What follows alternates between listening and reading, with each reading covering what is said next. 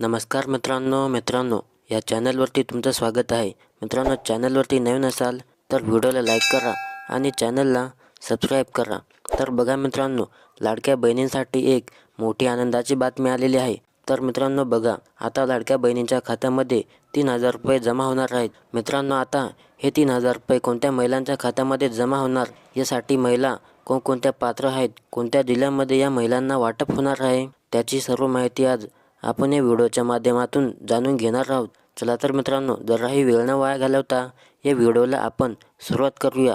तर बघा मित्रांनो, लाडकी बहीण योजनेचे पैसे डिसेंबर महिन्याच्या महिलांच्या खात्यावर केव्हा जमा होणार, या संदर्भात राज्याचे उपमुख्यमंत्री देवेंद्र फडणवीस यांनी माहिती दिली आहे। राज्य सरकारने महिलांसाठी अनेक योजना राबवल्या आहेत।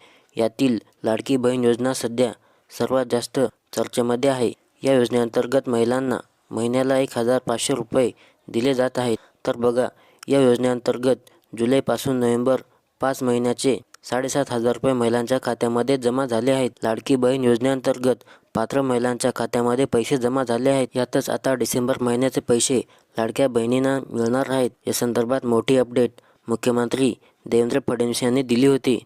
ते नागपूर येथे प्रचार सभेत बोलताना राज्यातील महिलांना त्यांनी गुड न्यूज दिली आहे। मित्रांनो, देवेंद्र फडणवीस आपल्या सरकारने बऱ्याच नवनवीन योजना राबवल्या आहेत। मुख्यमंत्री लाडकी बहीण योजना आपल्या सरकारने सुरू केली आहे। राज्यातील पात्र बहिणींच्या खात्यात महिन्याला 1,500 रुपये जमा करणे देखील सुरू होत आहे। यावेळी मुख्यमंत्री फडणवीस यांनी 2 कोटी महिलांच्या खात्यात पैसे जमा झाले अशी माहिती दिली आहे। मित्रांनो, व्हिडिओ आवडल्यास नक्की लाईक करा आणि चॅनलला सबस्क्राईब करा।